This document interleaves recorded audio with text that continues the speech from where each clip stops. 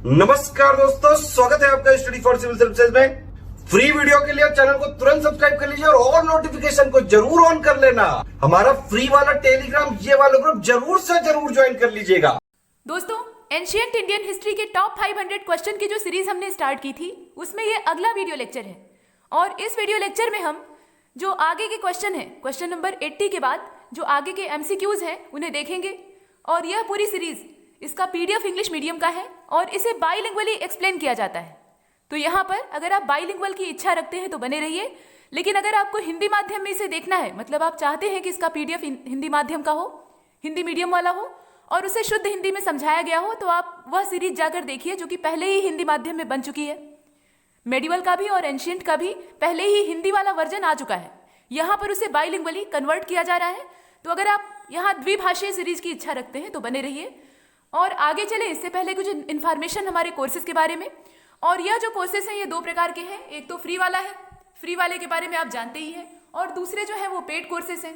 तो जो paid courses हैं वो अलग अलग सिविल सेवा परीक्षाओं के लिए संचालित होते हैं।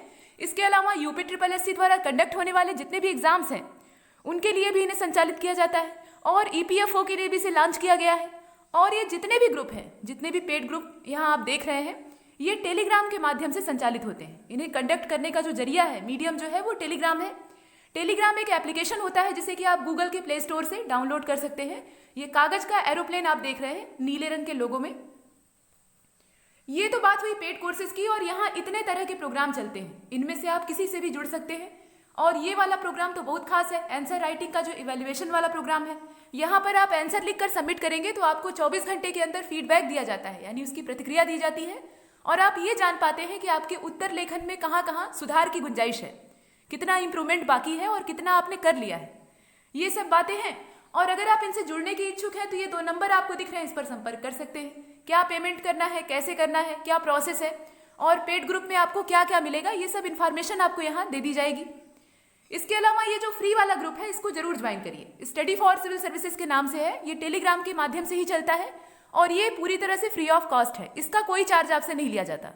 यह जो ग्रुप है इसका मूल उद्देश्य है सूचना पहुंचाना, इंफॉर्मेशन कलेक्ट करना और आप तक उसे सर्व करना, पहुंचाना। जितने भी तरह की सूचनाएं होती हैं, चाहे वो चैनल से जुड़ी हुई हों या आयोग के जो फैसले होते हैं उसके जो नोटिफिकेशन होते हैं, उसका कैलेंडर होता है, या कोई कट ऑफ रिजल्ट कुछ भी, तो उससे रिलेटेड जितनी भी इंफॉर्मेशन है वो आपको यहाँ पर मिलती रहेगी। इसलिए यहाँ जुड़े रहिए। और इन सब के अलावा ट्विटर पे आजकल हमारा चैनल काफ़ी सक्रिय है, तो हमारी सक्रियता में आप योगदान दीजिए। ये ट्वीट का जो सिंबल आपको दिख रहा है। इसके अलावा और भी माध्यम है, जैसे कि यूट्यूब तो आप अभी देखेंगे ही, उसके अलावा फेसबुक है, फ़ोन के जरिए है, व्हाट्सएप है, टेलीग्राम वाला सिंबल है, इन सबको आप देख सकते हैं। इसके अलावा इंस्टा पे भी आप हमें फॉलो कर सकते हैं, लेकिन सबसे इसमें महत्वपूर्ण जो है वो ट्विटर है। ट्विटर पे अलग अलग तरह के माइंड मैप्स आयोजित किए जाते हैं और उसके अलावा पोल्स और क्विज ये सब चलते रहते हैं, तो आप इनका पूरा फ़ायदा ले सकते हैं। तो यूट्यूब के अलावा और टेलीग्राम के अलावा ट्विटर एक तीसरा माध्यम है जिससे कि आप हमसे जुड़ सकते हैं और बढ़िया तरीके से लाभ ले सकते हैं। यूट्यूब पर जितने भी वीडियोज़ आप हमारे देखते हैं वह कम्प्लीटली फ्री ऑफ कॉस्ट होते हैं, उसका कोई चार्ज आपसे नहीं लिया जाता। तो आप वहाँ बने रहिए। और हमारे वर्तमान में ऑफिशियली 4 चैनल चल रहे हैं, तो उनको सब्सक्राइब कर लीजिए। सब्सक्रिप्शन एकदम फ्री है। बेल आइकन को दबा लीजिएगा, मतलब घंटा बजा लीजिएगा, तो वहाँ ऑल वाला ऑप्शन आता है और ऑल वाले विकल्प को अगर आप सेलेक्ट करते हैं तो जितने भी नोटिफिकेशन है वो सब आप तक पहुँचते रहेंगे। और वीडियोज़ को अगर आप देखते हैं, आपको अच्छा लगता है तो लाइक करने में मत चूकिए और शेयर करिए। शेयर करने से ये दूसरों तक पहुँचेगा और दूसरों के लिए बेनिफिशियल होगा। अगर आपको लगता है कि आप वीडियो के बारे में कुछ सुझाव दे सकते हैं, कुछ आपके पास सुझाव है, सजेशंस है, कुछ सुधार की गुंजाइश है, तो आप कमेंट सेक्शन में बताइए। और एक चीज़ और, आगे चले, ये जो पूरी सीरीज आप देखते हैं, मतलब ये एंशिएंट इंडियन हिस्ट्री की है, ऐसे ही मेडिवल वाली चल रही है। इसमें जितने भी एमसीक्यूज एक दिन में सॉल्व कराए जाते हैं उसको आप खुद से करने का भी प्रयास करिए। कहने का मतलब ये है कि जब प्रश्न यहाँ स्क्रीन पर दिखाया जाता है तो आप प्रश्न को देखिए और उसके बाद वीडियो को वहीं रोक लीजिए, पॉज कर लीजिए और अपने उत्तर को तलाशिए, अपने उत्तर पर विचार करिए और अपने आंसर को एक कागज पे नोट कर लीजिए। उसके बाद यहाँ जो आंसर और एक्सप्लेनेशन बताई जाती है उससे मैच करा लीजिए। इस प्रकार से आपको एक तरह से टेस्ट देने का अवसर मिलेगा और आपकी जानकारी में भी वृद्धि होगी। आपको पता लगेगा कि आप कितने तैयार हैं और कितनी आपको और तैयारी करनी है। ये कुछ बातें हैं, अब ज़्यादा देर नहीं करते, वैसे ही बहुत बात हो गई, चलते हैं आगे।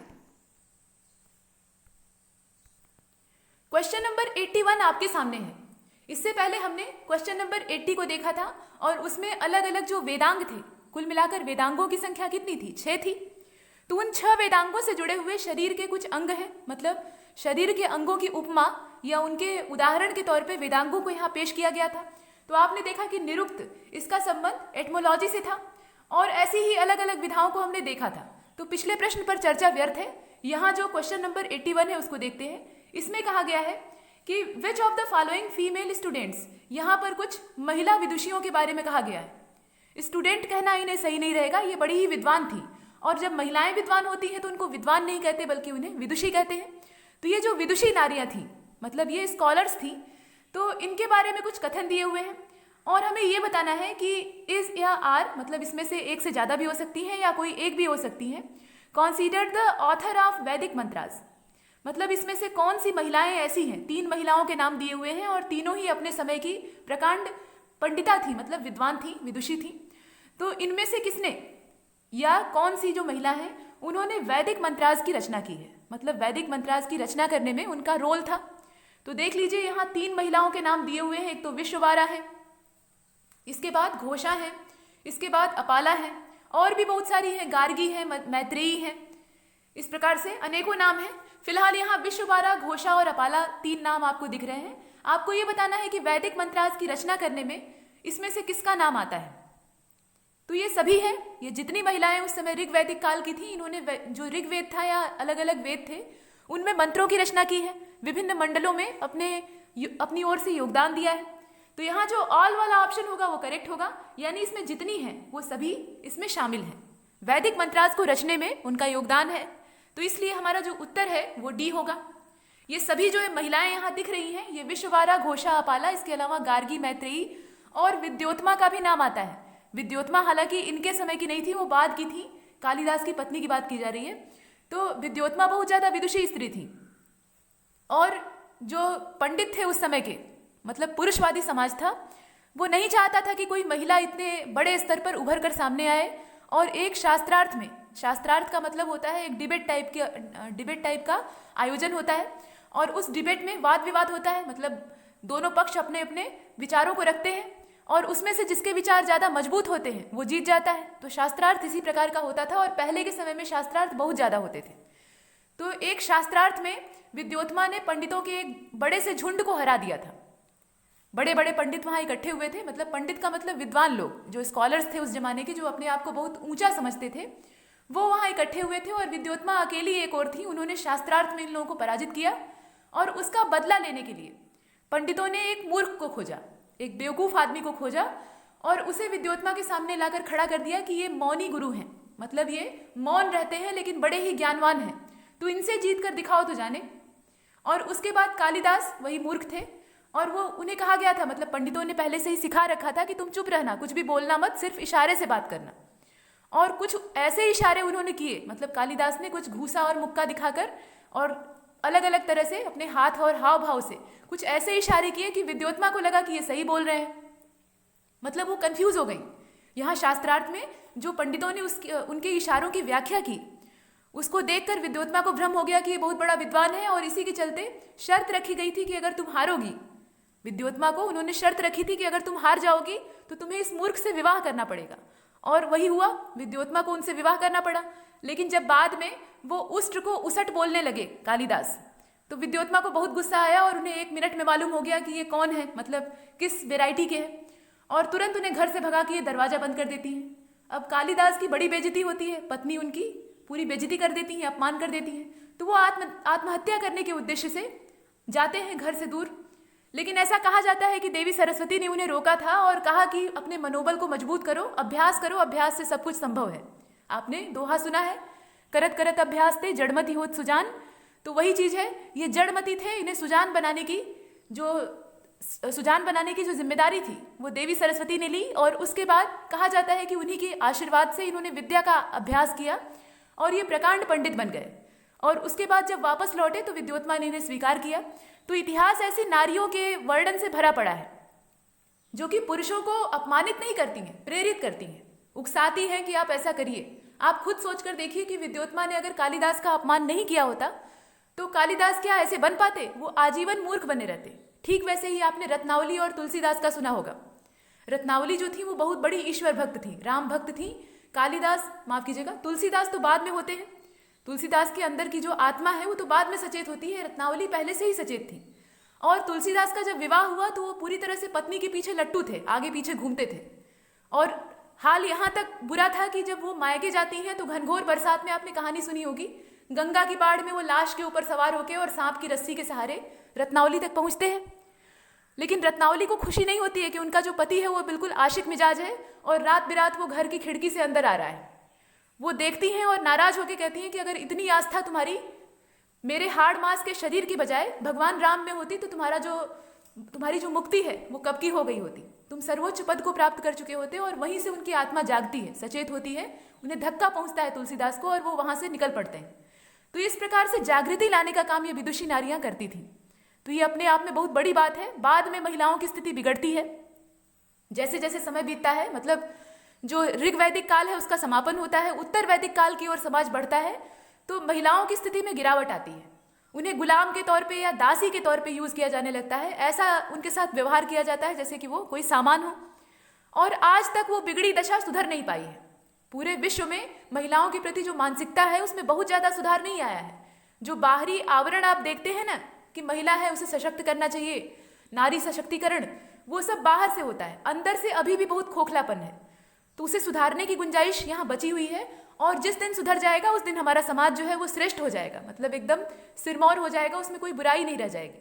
महिलाओं का अपमान करने से बहुत सारी बुराइयां वहां प्रकट होती हैं। जो आजकल विकृति आप देख रहे हैं ना, तरह तरह के रेप और इस तरह की छेड़छाड़ वाली घटनाएं हो रही हैं, तो वो महिलाओं के प्रति विकृत सोच का ही परिणाम है। आपने निर्भया वाला केस देखा था, मतलब रेप करना और उसके बाद इतनी बेरहमी से उसके साथ बर्ताव करना, क्रूरता, वो कोई राक्षस कर सकता है। तो राक्षस कहाँ से आया? वो भी तो किसी माँ से ही पैदा हुआ होगा। तो इस प्रकार की चीजें हैं, मतलब मानसिकता में इतनी जो बुराई है वो महिलाओं के प्रति गलत सोच से विकसित होती है। और ये गलत सोच आज की नहीं है, बहुत पुरानी है। तो फिलहाल ये जो ऋग वैदिक काल वाला समय था, इस समय ऐसी कंडीशन नहीं थी। ये जो नाम आप देख रहे हैं, विश्वबारा, अपाला, घोषा, ये नारियां जो थी इन्हें महत्व प्राप्त था। ये बराबरी पर यज्ञ कर सकती थी और यज्ञों में मंत्रों की रचना कर सकती थी और इन्होंने वेदों में अपना भरपूर योगदान दिया है। हालांकि गार्गी और याज्ञवल्क्य का जो माफ कीजिएगा याज्ञवल्क्य का जो संवाद है उनके बीच में डिबेट हुआ था, मतलब शास्त्रार्थ हुआ था। तो वहां पर एक वर्णन प्राप्त होता है कि याज्ञवल्क्य ने गार्गी को धमकी दी थी कि अगर तुम चुप नहीं हुई, गार्गी ने उन्हें हरा दिया था। गार्गी जो थी वो काफी विदुषी थी और याज्ञवल्क्य उस समय के जाने माने प्रकांड विद्वान थे, तो इन्हें पराजित होना गवारा नहीं था और गार्गी ने इन्हें हरा दिया था। तो जब वो चुप नहीं होती हैं, लगातार तर्क पर तर्क देती हैं, तो याज्ञवल्क्य कहते हैं कि चुप नहीं रहोगी तो मैं तुम्हारा सिर फोड़ दूंगा। ऐसा वर्णन हमें प्राप्त होता है, आगे आप उसका भी जिक्र देखेंगे। तो इस प्रकार की धमकी पहले भी मिलती थी। कुल मिलाकर इसका जो आंसर है वो है डी, और इसमें जो ऑल वाला ऑप्शन है वो सही है। इतिहास को अगर कहानियों के माध्यम से पढ़ा जाए तो वो रुचिकर बन जाता है। ये कहानियां सुनाने का उद्देश्य यही था। चलते हैं आगे, क्वेश्चन नंबर 82 को देखिए। Consider the following statements. यहां पर कुछ स्टेटमेंट्स दिए हुए हैं, आपको देखना है और ये बताना है कि इसमें से कौन सा करेक्ट है।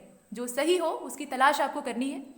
देखिए, अकॉर्डिंग टू अर्ली मेमोरीज अ ब्राह्मण should not take alms from शूद्र।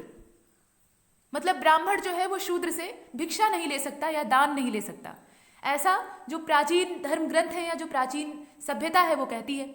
इसके बाद जो बी वाला है उसमें कहा गया है कि the coronation tradition first started इन ऋग वैदिक पीरियड। मतलब ये जो कोरोनेशन का ट्रेडिशन था, परंपरा थी, इसकी स्टार्टिंग हमें ऋग वैदिक पीरियड से देखने के लिए मिलती है। मतलब ये जो स्टार्ट हुआ था, शुरू हुआ था, ये समय था ऋग वैदिक काल का। इसके बाद जो सी वाला है उसमें कहा गया है कि after the king in the Vedic era the important officer was the fighter. मतलब राजा के बाद जो वैदिक काल था, वैदिक इरा थी, उसमें राजा के बाद जो सबसे इंपॉर्टेंट ऑफिसर होते थे वो फाइटर्स होते थे, ऐसा दिया हुआ है, यहां देख लीजिए। इसके बाद जो डी वाला है उसको देखिए, the Rigveda mention a king Parikshit the god of death. यहां यह कहा गया है कि जो परीक्षित हैं उन्हें ऋग्वैदिक काल में या ऋग्वेद में, विशेष रूप से ऋग्वेद में यहां मेंशन किया गया है गॉड ऑफ डेथ के रूप में। अब आपको यह बताना है कि इसमें से करेक्ट कौन सा है। जो सही हो उसकी तलाश आपको करनी है। 4 स्टेटमेंट आपके सामने हैं, इन्हें आप देख रहे हैं, और इसके बाद ये जो विकल्प है इन्हें देख लीजिए। जो करेक्ट हो उसको खोजिएगा। और इसका जो सही उत्तर है वो होगा ए का मतलब ये है कि इसमें ए, बी और सी जो शुरुआत वाले 3 स्टेटमेंट्स हैं वो सही है, लेकिन जो बाद वाला एकदम लास्ट वाला परीक्षित के बारे में कहा गया है वो सही नहीं है। आइए देखते हैं पहले कौन कौन सा सही है। तो देखिए पहला वाला बिल्कुल ठीक है कि अकॉर्डिंग टू अर्ली मेमोरीज, जो प्रारंभिक स्मृतियां हैं, अर्ली मेमोरीज का मतलब क्या, जो शुरुआती स्मृतियां हैं, उनके हिसाब से ब्राह्मण को शूद्र से भिक्षा नहीं लेनी चाहिए, शूद्र से दान नहीं लेना चाहिए, क्योंकि उससे उसका महत्व खराब होता है। यहाँ फिर ऊंच नीच वाली बात आ गई। इसके बाद जो बी वाला है उसमें कहा गया है कि the coronation tradition first started in Rigvedic period. ये सही बात है, ये जो ट्रेडिशन है, ये जो परंपरा है, इसकी शुरुआत ऋग्वैदिक पीरियड से हुई थी। और after the king in the Vedic इरा, ये जो थर्ड वाला स्टेटमेंट है मतलब सी वाला, उसको देखिए, after the king in the Vedic era the important officer was the fighter. सही बात है। लेकिन जो डी वाला है उसमें कहा गया है कि परीक्षित, ऋग्वेद में ऐसा मेंशन किया गया है कि वो गॉड ऑफ डेथ थे, मतलब मृत्यु के देवता थे। तो मृत्यु के देवता तो यमराज थे। आज भी हम लोग मृत्यु के देवता के तौर पे यम को मानते हैं, पाताल के देवता के तौर पे भी यम को मानते हैं। तो यहाँ एक्सप्लेनेशन देख लीजिए, इसका आंसर जो होगा वो होगा ए वाला। ए का मतलब ये था कि पहला, दूसरा और तीसरा सही है, लेकिन जो चौथा है यानी डी वाला है वो गलत है। देखिए द अथर्ववेद मेंशन, अथर्ववेद में ये कहा गया है कि अ king Parikshit the deity of the death. वो जो मेंशन किया गया है मतलब ऋग्वेद में बताया गया था, यहां पर जो मेंशन किया गया है वो अथर्ववेद में किया गया है, मतलब मृत्युलोक के देवता के तौर पे। मृत्यु के देवता कहना ये सही नहीं रहेगा, यहां पर मृत्युलोक के देवता के तौर पे परीक्षित को मेंशन किया गया है, और ऐसी जानकारी हमें अथर्ववेद से प्राप्त होती है। The names of many kings are mention in the Upanishad such as Ashwapati the king of Kekaya. यहां पर अश्वपति का नाम लिया गया है जो कि केकय देश का राजा था। केकय एक प्रदेश था या देश था, मतलब एक पूरा साम्राज्य था, और वहां की ही थी रानी कैकेयी। केकय देश की थी वो रानी, मतलब राजकुमारी थी वहां की। बाद में दशरथ जी के साथ उनका विवाह होता है, और केकय देश का होने की वजह से उनका नाम कैकेयी पड़ गया। जैसे पांचाल की पांचाली थी, द्रौपदी को पांचाली क्यों कहा जाता है, क्योंकि वो पांचाल देश की थी। तो ऐसे स्थान के नाम पे महिलाओं का नाम पड़ जाता था। तो यहाँ पर केकय देश का जो राजा था वो अश्वपति था, हु वाज अ फिलोसफर। तो ऐसा मेंशन किया गया है उपनिषदों में कि वह एक दार्शनिक था। वह राजा तो था ही, लेकिन साथ में कैसा था, दार्शनिक था। A famous dialogue between king Uddalaka Aruni, यहाँ पे आरुणी का नाम लिया गया है, of Kuru district and his son about the integrity of Brahma and soul is found in the Chandogya Upanishad. उपनिषदों में किस प्रकार के विवरण हमें प्राप्त होते हैं, इसका यहाँ पे पूरा जिक्र प्राप्त होता है। तो छांदोग्य उपनिषद जो है उसमें इस प्रकार के जो वार्तालाप हैं, डायलॉग हैं, उनका संग्रहण हमें मिलता है। ये फेमस डायलॉग है जो कि यहाँ पे किंग उद्दालक, जिन्हें कि आरुणी भी कहा जाता था, और उनके पुत्र के बीच में वार्तालाप है, और यहाँ पर आत्मा और परमात्मा की चर्चा की गई है। इस प्रकार का वर्णन प्राप्त होता है। लेकिन मूल जो हमारा स्टेटमेंट था उसमें कहा गया था कि ऋग्वेद में ऐसा वर्णन प्राप्त होता है कि परीक्षित मृत्यु के देवता या मृत्यु लोक के देवता, यहाँ मृत्यु के देवता कहना सही नहीं रहेगा। तो यहाँ आप समझ लीजिए मृत्यु लोक के देवता। मृत्यु लोक का मतलब समझ रहे हैं दोस्तों, यहाँ गॉड ऑफ डेथ कहने का मतलब हो जाएगा यमराज। तो ये जो वर्ड दिया है ये पूरी तरह से सही नहीं है। यहाँ पर मृत्युलोक के देवता इसको जिक्र करने के तौर पे सही रहेगा। इसका मतलब ये है कि पृथ्वी के देवता, पृथ्वी पर देवता के रूप में पूजा अगर होती थी तो परीक्षित की होती थी, ऐसा यहाँ पे जिक्र मिलता है। और ये जिक्र हमें ऋग्वेद से नहीं प्राप्त होता। तो ये पूरा का पूरा स्टेटमेंट ही गलत है। इसमें सिर्फ ऋग्वेद जो वर्ड लिखा है वही गलत नहीं है, यहाँ जो ये पूरा सेंटेंस दे दिया है गॉड ऑफ डेथ, ये भी ठीक नहीं है। फिलहाल तो परीक्षित जो थे वो मृत्यु लोक के देवता थे, और मृत्यु लोक का मतलब पृथ्वी। तो पृथ्वी पर देवता के रूप में राजा को प्रतिष्ठित किया जाता था, और परीक्षित एक प्रतापी सम्राट थे। आप जानते हैं परीक्षित कौन थे, इनके बारे में आप जानते हैं। अगर आप द्वापर युग में चलेंगे, ये द्वापर युग की बात कही जा रही है, उस समय द्वापर चल रहा था ऐसा माना जाता है। युगों को हमने विभाजित किया है, सतयुग, त्रेता, उसके बाद द्वापर, और इस समय चल रहा है कलयुग। तो जो पीछे वाला युग था, जो कि अभी बीता है, और अभी नहीं बीता है, आज से बहुत समय पहले बीता है। तो द्वापर में महाभारत हुई थी, आप जानते हैं। कौरव और पांडव दोनों आपस में लड़े थे, बहुत बड़ा युद्ध हुआ था, इतिहास का सबसे बड़ा युद्ध हुआ था।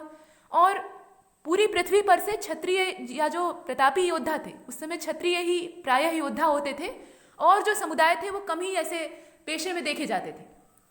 वर्ण व्यवस्था बहुत ज्यादा मजबूत थी, तो इस कारण से क्षत्रिय राजा ही युद्ध लड़ते थे, और पूरे भारतवर्ष में, यानी पूरा जो आर्यावर्त उस समय कहा जाता था, उस समय ऐसी स्थिति उत्पन्न हो गई थी महाभारत के युद्ध के बाद कि सिर्फ शव ही शव दिखाई देते थे, यानी लाशें ही दिखती थी। जितने प्रतापी राजा थे उनका विनाश हो गया, उनका पतन हो गया, सब मारे गए। सिर्फ बचे 5 पांडव, और उसके बाद अभिमन्यु की गर्भवती पत्नी उत्तरा बच जाती है। नारियों में तो सभी बचती हैं, मतलब महिलाएं सब बच जाती हैं, लेकिन उसमें उत्तरा जो है वो गर्भवती रहती हैं और अश्वत्थामा जो है उनके ऊपर ब्रह्मास्त्र का प्रहार करते हैं, लेकिन श्री कृष्ण आकर उस बच्चे की रक्षा करते हैं ब्रह्मास्त्र से। और चूंकि वो मृत्यु के समय, अपने जन्म के समय ही परीक्षा देता है, वो बच्चा जो है उसी समय जन्म लेता है और उसकी परीक्षा उसी समय होती है। परीक्षा कैसी? ब्रह्मास्त्र से वो लड़ता है, और इसी वजह से श्री कृष्ण उसका नाम परीक्षित रखते हैं। तो ये अभिमन्यु के पुत्र थे, अर्जुन के पुत्र अभिमन्यु के ये बेटे थे, मतलब अर्जुन के ये पौत्र थे, और यही एकमात्र वंशज के तौर पे बच जाते हैं। बाकी जितने पुरुष थे, मतलब जितने प्रतापी क्षत्रिय राजा थे या जितने भी राजा होने के योग्य लोग थे, वो नष्ट हो जाते हैं, उनका समापन हो जाता है। पांडव बचे रहते हैं, तो पांडव भी हिमालय की ओर प्रस्थान कर देते हैं। परीक्षित को राज्य सौंपकर ये हिमालय की ओर चले जाते हैं और एक एक करके बर्फ में गलते जाते हैं, मरते जाते हैं। इस प्रकार से होता है। तो कुल मिलाकर परीक्षित जो थे वो अंतिम उत्तराधिकारी के तौर पे देखे जाते हैं, और परीक्षित के बाद फिर जन्मेजय बनते हैं राजा। तो ये सब आगे की कहानियां हैं। फिलहाल यहाँ ऋग्वेद में ऐसा मेंशन नहीं है, ये अथर्ववेद में है, और यहाँ मृत्यु लोक का देवता होगा, न कि मृत्यु का देवता। तो थोड़ा सा इस सेंटेंस में संशोधन की आवश्यकता है। फिलहाल ये गलत है, डी वाला सही नहीं है, इसमें ए, बी और सी करेक्ट है। ए सही है, बी सही है और सी सही है, इसलिए हमारा जो आंसर है वो होगा ए वाला। ए का मतलब है ये वाला। आगे चलते हैं। एक्सप्लेनेशन आपने देखी, और यहाँ छांदोग्य उपनिषद के बारे में जो दिया है वो भी अच्छी जानकारी है, इसे आप देख लीजिए। क्वेश्चन नंबर 83 को देखिएगा। Consider the following statements. यहाँ फिर से स्टेटमेंट आपका पीछा करने लगे तो देख लीजिए ये है क्या। In Narada Smriti there is mention of Brahmavarta, Brahmarshi, Madhya Desh and Aryavarta, all 4 areas of Aryan culture. आर्यों की जो सभ्यता थी, आर्यों की जो संस्कृति थी, उसमें 4 क्षेत्रों का जिक्र हमें प्राप्त होता है। और कहाँ से मिलता है? नारद स्मृति से मिलता है, ऐसा दिया हुआ है। कौन कौन से क्षेत्र हैं? तो पहले क्षेत्रों के नाम देख लीजिए। ब्रह्मवर्त है, ब्रह्मर्षि है, मध्य देश है। मध्य देश का मतलब बीच वाला हिस्सा, जिसे हम मध्य प्रदेश के रूप में आज देखते हैं। हालांकि सिर्फ मध्य प्रदेश वाला ही एरिया नहीं था, उसका विस्तार ज्यादा था। पहले के प्राचीन भारत का जो नक्शा था, मैप जो था, वो आज के समय से भिन्न था। आज तो सिमटते सिमटते हमारा देश इस अवस्था में पहुंच गया है कि अपनी ही जमीन गंवानी पड़ रही है, और जमीन गंवाने का सिलसिला जो है वो आज से नहीं, बहुत पहले से चल रहा है। तो हम सिकुड़ चुके हैं काफी हद तक, और ज्यादा न सिकुड़े, इसी में हमारी भलाई है। हालांकि चीन हमें पूरी तरह से दबाने का प्रयास कर रहा है, वो अलग चीज है। यहाँ पर ये कहा गया है कि ये जो मध्य देश था ये बीच में था, मतलब इसकी जो लोकेशन अगर आप जानना चाहें तो वो बीच में मिलती है, और बीच में जो मध्य प्रदेश वाला एरिया है वो इसकी रेंज में आता है, और भी विस्तृत ये क्षेत्र था, फैला हुआ था। और इसके बाद ब्रह्मवर्त का नाम लिया गया है और ब्रह्मर्षि का नाम लिया गया है, इसके अलावा आर्यावर्त। तो ये जो पूरा क्षेत्र था, मतलब ये 4 प्लेसेस के नाम या 4 अलग अलग भागों के नाम दिए हुए हैं। तो ये जो पार्ट्स हैं या एरियाज हैं, ये आर्यन कल्चर से संबंध रखते थे, और इसका जिक्र हमें नारद स्मृति से प्राप्त होता है। नारद स्मृति क्या है? ये एक स्मृति ग्रंथ है, और नारद जी ये ब्रह्मा जी के मानस पुत्र थे और श्री हरि विष्णु के प्रबल भक्त थे। हमेशा जहाँ झगड़ा लगाने का काम हो वह नारायण नारायण करते हुए पहुंच जाते हैं। फिलहाल देखिए बी वाला जो स्टेटमेंट है उसमें Vishnu Smriti is considered to be of Gupta period या गुप्त पीरियड। यहाँ गुप्ता पीरियड लोग कहते हैं, तो गुप्ता टाइटल हो जाएगी, जाने दीजिए। गुप्त पीरियड होगा, मतलब गुप्त काल में जो चीजें हुई थी, या गुप्त काल में एक तरह से कहें तो जो विष्णु स्मृति है उसकी रचना हुई थी, ऐसा यहाँ कहा गया है। इसके बाद जो सी वाला है उसमें कहा गया है कि देवल स्मृति इज प्री मेडिवल मेमोराइज। जो देवल स्मृति है, स्मृति ग्रंथों की बात हम पीछे कर चुके हैं, ये होते क्या है इन पर भी चर्चा हो चुकी है। यहाँ पर देवल स्मृति दिया हुआ है, ये क्या है? एक स्मृति ग्रंथ है। वैसे ही नारद स्मृति है, विष्णु स्मृति है, और मनु स्मृति के बारे में आपने सुना होगा। महाराज मनु ने अपना पूरा जो कानून था उसे मनु स्मृति में घुसेड़ दिया था, और वो कानून कैसा था? उसमें उच्च वर्गों को बहुत ज्यादा प्राथमिकता दी गई थी, और जो निम्न वर्ग था उसे कुचलने का पूरा इंतजाम किया गया था। इसी के चलते घृणा की भावना लोगों में पनपती है। तो देवल स्मृति जो है, इसमें प्री मेडिवल जो समय था उसकी स्मृतियां प्राप्त होती हैं। स्मृति का मतलब क्या होता है? यादगार। तो यह जो स्मृति ग्रंथ थे इसमें कुछ यादें एक जगह कलेक्ट थी, संग्रहित थी। इसके बाद जो अगला है उसमें कहा गया है कि याज्ञवल्क्य की Smriti first granted women the right to property. Yajnavalkya Smriti जो है वो जो वुमेन्स होती हैं, मतलब महिलाएं जो हैं, उन्हें पहली बार मान्यता देती है राइट टू प्रॉपर्टी का। कहने का मतलब ये है कि महिलाओं को संपत्ति का अधिकार देने वाली जो सबसे पहली स्मृति थी वो याज्ञवल्क्य स्मृति थी। हालांकि याज्ञवल्क्य का जो विवरण है वो हम पीछे देख चुके हैं, उनकी मानसिकता कैसी थी, लेकिन यहाँ पर फिलहाल उनकी जो स्मृति थी उसमें महिलाओं को पहली बार संपत्ति का अधिकार दिया गया था। तो ये 4 स्टेटमेंट्स हैं, आपको विचार करके देखना है कि इसमें से कौन सा नॉट करेक्ट है। जो गलत है उसकी तलाश आपको करनी है। यहाँ नॉट शब्द का ध्यान रखिएगा और उसी के आधार पर उत्तर दीजिएगा। देखिए आंसर आपके सामने है, मतलब आंसर आपको ढूंढना है लेकिन विकल्प आपके सामने है और स्टेटमेंट आप देख रहे हैं। देख लीजिए और बताइए। इसमें स्मृतियों के बारे में कहा गया है। जितने स्टेटमेंट है सब में एक न एक स्मृति की चर्चा है, जैसे कि पहले वाले में नारद स्मृति के बारे में कहा गया है। इसके बाद जो बी वाला है उसमें विष्णु स्मृति के बारे में कहा गया है, देवल स्मृति के बारे में कहा गया है और याज्ञवल्क्य स्मृति के बारे में कहा गया है। आपको बताना यह है कि गलत कौन सा है, कौन सा झूठ बोल रहा है। तो इसका जो सही आंसर है वो होगा ए वाला, और ए का मतलब ये है कि सिर्फ जो पहला स्टेटमेंट है वो नॉट करेक्ट है, यानी गलत है, और गलत की ही हमें तलाश थी। तो फिलहाल इसका उत्तर जो है वो ए वाला हो जाएगा। देखिए इसे, ए वाला में मतलब ए वाला जो स्टेटमेंट है उसमें ये कहा गया है कि नारद स्मृति में ऐसा मेंशन किया गया है कि ब्रह्मवर्त, ब्रह्मर्षि, मध्य देश और आर्यावर्त, ये 4 स्टेट्स थे या 4 एरियाज थे आर्यन कल्चर के, यानी आर्य सभ्यता के। ये गलत है। ये वर्णन तो प्राप्त होता है लेकिन कहाँ से मिलता है? ये नारद स्मृति से नहीं प्राप्त होता। इसकी जो प्राप्ति है वो नारद स्मृति से नहीं होती बल्कि मनुस्मृति से होती है। अभी मनुस्मृति का जिक्र आया था, महाराज मनु के कानून की किताब के तौर पे उसे देखा जाता है। तो वर्ण व्यवस्था का कड़ाई से जो वर्णन था, समाज को वर्णों में बकायदा सुगठित करने का जो वर्णन है, उसका नियम कायदा है, वो भी हमें मनुस्मृति से मिलता है। और उसके साथ साथ नारद स्मृति यहाँ पर जो दिया है वहाँ होगा मनुस्मृति। इसका मतलब ये है कि पूरे भारतवर्ष को, या जो पूरा आर्य कल्चर था, आर्यन कल्चर था, उसे 4 भागों में बांटकर और उसमें वर्ण व्यवस्था की नींव डालने का जो श्रेय है वो महाराज मनु को दिया जाता है। और उनका जो पूरा विवरण है, पूरा जो लेखा जोखा है वो मनुस्मृति से प्राप्त होता है। तो कुल मिलाकर इस स्टेटमेंट में नारद स्मृति की जगह पे मनुस्मृति होगा। आइए इसकी एक्सप्लेनेशन देख लेते हैं। इसका आंसर ए होगा। यहां देख लीजिए, in Manusmriti there is mention of Brahmavarta, Brahmarshi, Madhya Desh and Aryavarta, the 4 areas of Aryan culture, all 4 varnas. अब यहाँ पे वही वर्ण व्यवस्था की बात कही गई है। तो जितने भी 4 वर्ण थे, ब्राह्मण, क्षत्रिय, वैश्य और शूद्र, इनके बारे में चर्चा हो चुकी है। एंड कास्ट, सिर्फ वर्ण नहीं बल्कि जातियां साथ में, और ज्यादा बारीक इसका डिवीजन किया गया था, मतलब भेदभाव यहाँ और ज्यादा बढ़ जाता है। ये सब मेंशन किया गया है मनुस्मृति में। तो मनुस्मृति एक तरह से भेदभाव वाला ग्रंथ है। लोग इसे अच्छा कह सकते हैं, लेकिन आज के दृष्टिकोण से, वर्तमान समाज जो हमारा है और वर्तमान जो परिस्थितियां हैं उसके दृष्टिकोण से ये कतई अच्छा नहीं कहा जा सकता। जो भेदभाव आज के समय में पनपा हुआ है जाति पाति का, चाहे वो किसी भी धर्म या संप्रदाय में हो, उसमें मनुस्मृति को कहीं से भी बेहतर नहीं कहा जा सकता। आज के समय में अगर ये किताब पब्लिश हुई होती तो इस पर बैन लग गया होता, इस पर रोक लग गई होती, लेकिन ये काफी समय पहले पब्लिश हुई थी, उन्हें रोकने वाला कोई नहीं था। तो फिलहाल यहाँ जो मनुस्मृति की बात कही गई है इसको देख लीजिए। इसमें 2 चीजें हमें प्राप्त होती हैं। एक तो पूरे देश का जो डिवीजन किया गया था अलग अलग विभागों में, उसको हम देखते हैं। ब्रह्मावर्त है, ब्रह्मर्षि है, इसके बाद मध्य देश है, आर्यावर्त है, और ये सब आर्यन कल्चर वाले क्षेत्र थे। और 4 वर्णों और उसके अलावा जातियों का विभाजन हमें मनुस्मृति से प्राप्त होता है। तो इसका जो आंसर था वो था ए वाला। ए का मतलब है कि ए वाला स्टेटमेंट इसमें नॉट करेक्ट था, बाकी सब सही है। मतलब बी वाला भी सही है, सी वाला भी सही है और डी वाला भी सही है। आगे चलते हैं। क्वेश्चन नंबर 84 को देखिए। इसमें ये कहा गया है, फिर से स्टेटमेंट आपके सामने है और यहां भी आपको नॉट करेक्ट ही खोजना है। तो नॉट करेक्ट आप खोजिएगा, लेकिन पहले स्टेटमेंट देख लीजिए।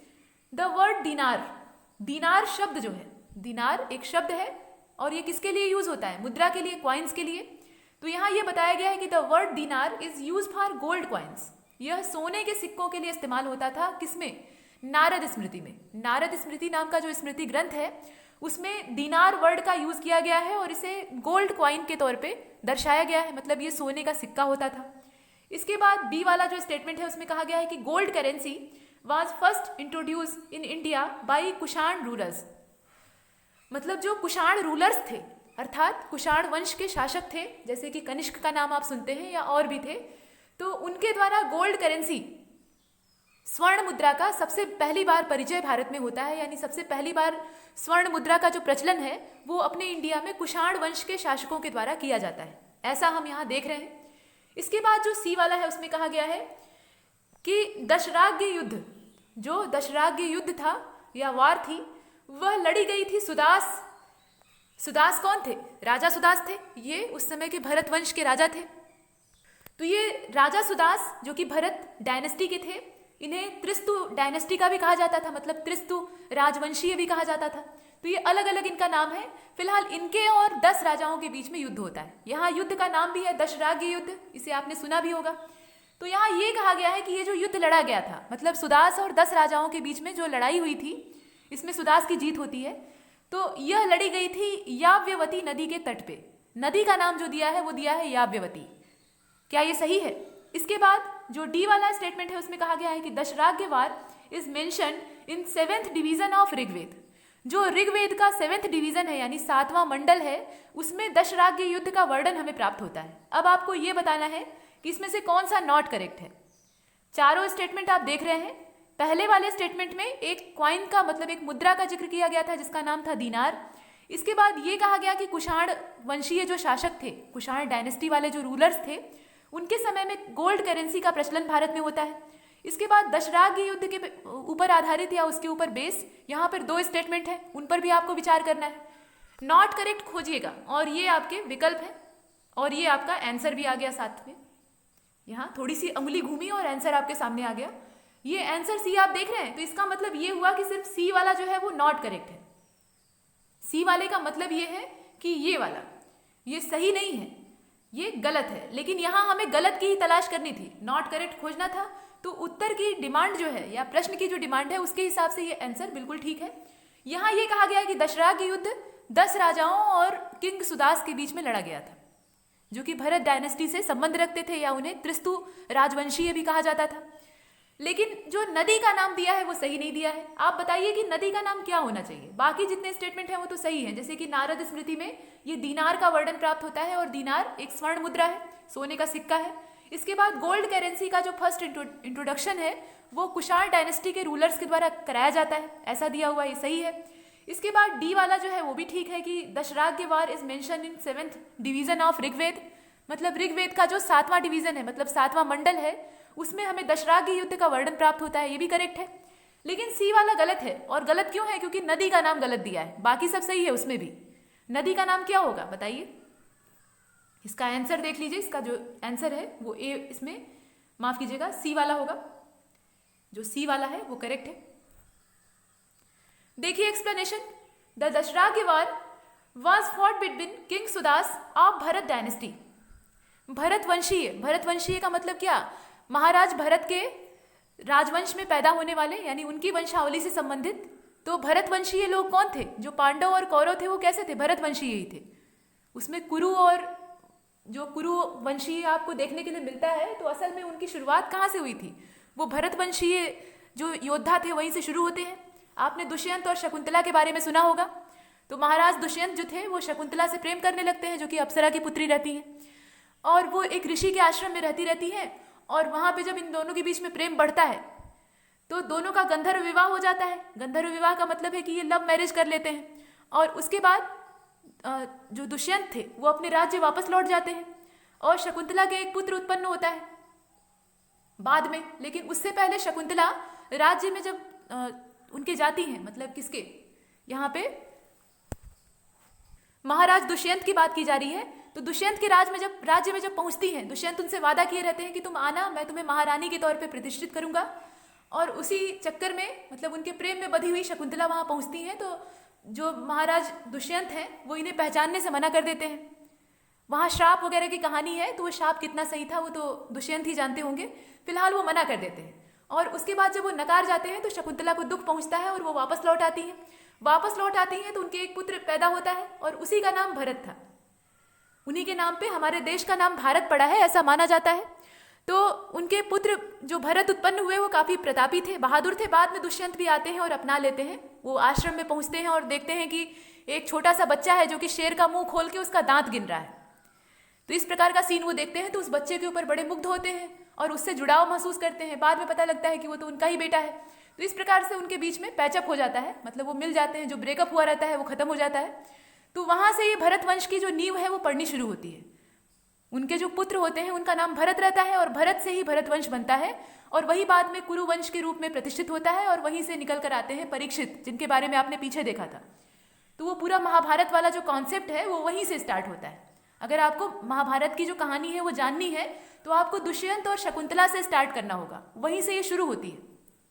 अच्छा, अब यहाँ पर देख लीजिए, ये जो दशराग्य युद्ध है इसमें कहा गया है कि राजा सुदास ये भरत वंशीय थे, मतलब उसी प्रतापी वंश से ये संबंध रखते थे और इन्होंने 10 राजाओं के खिलाफ अकेले युद्ध लड़ा था। हालांकि इस युद्ध में उनका सहयोग करने वाले और भी जन और क्षेत्र थे।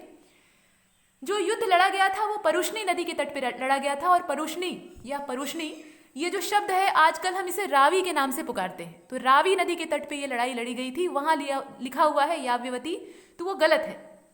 और 10 लोग कौन कौन से थे, मतलब यहाँ पे 10 जो 10 पीपुल्स की बात की जा रही है, तो पुरु, यदु, इसके अलावा अनु, ये 10 राजाओं के नाम हैं। इनको हम एक एक करके देख रहे हैं। पुरु है, यदु है, इसके बाद अनु है, इसके बाद ध्रुमु है, तुर्वश है, अलिन है, पक्त है, इसके बाद यहाँ पे भलानस है या इन्हें भलानस के नाम से भी जानते हैं, और इसके बाद विशानी है और शिवा है। ये अलग अलग राजाओं के, मतलब 10 पीपुल्स जो थे, मतलब दशराग्य युद्ध की बात की जा रही है, तो 10 कौन कौन लोग थे, तो 10 लोग जो थे उनका नाम यहाँ उल्लेख किया गया है, उल्लिखित है, उसको आप देख रहे हैं। पुरु से ये स्टार्ट होता है और शिव तक ये खत्म होता है। ये अलग अलग वंशीय राजा थे और इनके टक्कर में अकेले सुदास थे, तो सुदास की यहाँ विजय होती है और वो भरत वंशीय रहते हैं, ऐसी जानकारी हमें प्राप्त होती है। और ये जो युद्ध था ये परुष्णी नदी के तट पर लड़ा गया था, जिसे कि हम रावी कहते हैं। और वहाँ जो नदी का नाम दिया है वो गलत दिया है। नदी का नाम क्या दिया है, याव्यवती दिया है, जो कि गलत है। आगे चलते हैं अगले प्रश्न की ओर। प्रश्न संख्या 85 को देखिए, 85 नंबर के क्वेश्चन को देखिए। Who among the following is a commentator of Manusmriti.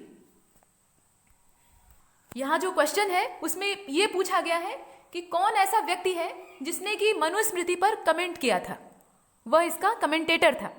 और नाम दिया हुआ है, जैसे कि मेघतिथि है, इसके बाद कुल्लक भट्ट है या कुल्लाक भट्ट इन्हें कहा जाता है, इसके बाद कुल्लूक भट्ट के नाम से भी इन्हें जानते हैं, अलग अलग उच्चारण करते हैं, वो क्षेत्र के हिसाब से उच्चारण बदल जाता है। इसके बाद गोविंदराज है, 3 व्यक्तियों के नाम दिए हुए हैं, एक तो मेघातिथि है या मेघतिथि भी इन्हें कहा जाता था, इसके बाद कुल्लूक भट्ट है और गोविंदराज है। आपको ये बताना है कि मनुस्मृति पर कमेंट करने वाले कौन लोग थे। अब यहाँ कमेंट का मतलब क्या हो सकता है, कमेंट शब्द जो है वो आप देखते हैं, आप कोई भी वीडियो देखते हैं यूट्यूब पर तो नीचे एक कमेंट बॉक्स होता है, तो कमेंट बॉक्स में आप क्या करते हैं, वीडियो अगर आपको अच्छा लगता है तो वहाँ आप धन्यवाद कहते हैं या कुछ अच्छे विचार लिखते हैं, अगर बुरा लगता है तो बहुत से लोग गालियाँ भी देते हैं। तो कहने का मतलब ये है कि आप वहाँ अपने विचार साझा करते हैं, वीडियो के बारे में अपनी टिप्पणी देते हैं, अपने विचारों को रखते हैं कि आप वीडियो के बारे में क्या सोचते हैं। वैसे ही किताबों के ऊपर भी टिप्पणी लिखी जाती है कि उस किताब के बारे में हमारे क्या विचार हैं। जैसे कोई व्यक्ति उठा और किसी एक किताब पर टीका या टिप्पणी लिख दिया, तो उसका मतलब ये है कि वह उस किताब पर अपने विचारों को व्यक्त कर रहा है, अपनी भावनाओं को साझा कर रहा है कि वह उस किताब और उस लेखक के बारे में क्या सोचता है। तो यहाँ मनुस्मृति पर कमेंट करने वाले यानी कमेंटेटर के तौर पे 3 व्यक्तियों का नाम दिया है, आपको बताना है कि इसमें से कौन कौन से उसमें हैं और कौन कौन से नहीं हैं। नाम आपने देखे, मेघतिथि है या मेघातिथि ने कहा जाता था, इसके बाद कुल्लूक भट्ट है और गोविंदराज है। विकल्प देख लीजिए, ये आपके विकल्प हैं, क्वेश्चन भी आपके सामने है, ऑप्शन भी आपके सामने है, और यहाँ बात जो है वो मनुस्मृति की हो रही है। इसमें से सभी हो सकते हैं या फिर कोई 2 हो सकते हैं या कोई एक ही हो सकता है, देख कर बताइए। और इसका जो सही आंसर है वो होगा डी वाला, यानी जितने हैं इसमें, जितने व्यक्तियों के नाम आपने देखे वो सभी जो है मनुस्मृति के टीकाकार हैं, मतलब उसके कमेंटेटर के तौर पे जाने जाते हैं। कौन कौन से व्यक्ति हैं, मेघातिथि है, कुल्लूक भट्ट है और गोविंदराज है। ये 3 व्यक्तियों के नाम आप देख रहे हैं, तो इनका संबंध मनुस्मृति से है और ये इसके ऊपर कमेंट लिखते हैं, मतलब टीका ग्रंथ की रचना करते हैं। और टीका का मतलब क्या होता है, टीका का मतलब ये होता है कि आप उसके ऊपर अपने विचारों को व्यक्त कर रहे हैं। मनुस्मृति किस प्रकार का ग्रंथ है और महाराज मनु के बारे में आप क्या सोचते हैं, ये आपने अपने किताब में लिखा, अपने ग्रंथ में लिखा, तो उस रचना के बारे में आप अच्छे विचारों को भी उसमें रख सकते हैं और बुरे विचारों को भी रख सकते हैं। ठीक वैसे ही जैसे यूट्यूब का कमेंट बॉक्स होता है, वहां पर आप अपने अच्छे विचार भी साझा करते हैं और गुस्सा आता है तो गाली गलौज भी करते हैं, या वहां पे कुछ बुरे विचार रखते हैं तो ये गलत नहीं है, मनुष्य का स्वभाव होता है, वो अपने विचारों को व्यक्त करता है और अभिव्यक्ति के तरीके अलग अलग होते हैं। तो फिलहाल यहाँ पर जो टीका ग्रंथ है उसके तीनों ही इसमें जुड़े हुए हैं, मतलब मनुस्मृति के टीकाकार के तौर पे तीनों को जाना जाता है। चलते हैं आगे। इसका जो डी वाला ऑप्शन था वो सही था। 86 नंबर के क्वेश्चन को देखिए। इसमें कहा गया है कि which of the following is commentator of Yajnavalkya Smriti. अलग अलग स्मृति ग्रंथों पे टीकाकार भी भिन्न भिन्न है, मतलब हर स्मृति ग्रंथ पे, या ये कह लीजिए कि जितने महान ग्रंथ हुए हैं पहले के, उन पर टीकाएं लिखी गई हैं, मतलब टिप्पणियां लिखी गई हैं, कमेंट वाले ग्रंथ या पुस्तकें लिखी गई हैं और उनके टिप्पणीकारों पर अक्सर प्रश्न बनते हैं। यहाँ से एंशिएंट इंडियन हिस्ट्री में क्वेश्चन बनते ही बनते हैं, बहुत बार बन चुके हैं। तो देखिए, which of the following is the commentator of Yajnavalkya Smriti. आपको ये बताना है कि ये जो 4 नाम आपको दिखाई दे रहे हैं, इसमें से कौन से ऐसे हैं जो कि कमेंटेटर है याज्ञवल्क्य स्मृति के, जिन्होंने कि याज्ञवल्क्य स्मृति पर टीका लिखी थी, टिप्पणी लिखी थी। इसमें पहले जो है वो भरूची है, इसके बाद विज्ञानेश्वर है, आदित्य प्रथम है, इसके बाद उग्रश्रवा है। ये 4 नाम आप देख रहे हैं, कौन कौन से हैं? भरूची है, विज्ञानेश्वर है, काफी अच्छा नाम है, विज्ञानेश्वर है, आदित्य प्रथम है और उग्रश्रवा है। इतने क्लिष्ट तत्सम नाम जो है वो पहले के समय में मिलते थे।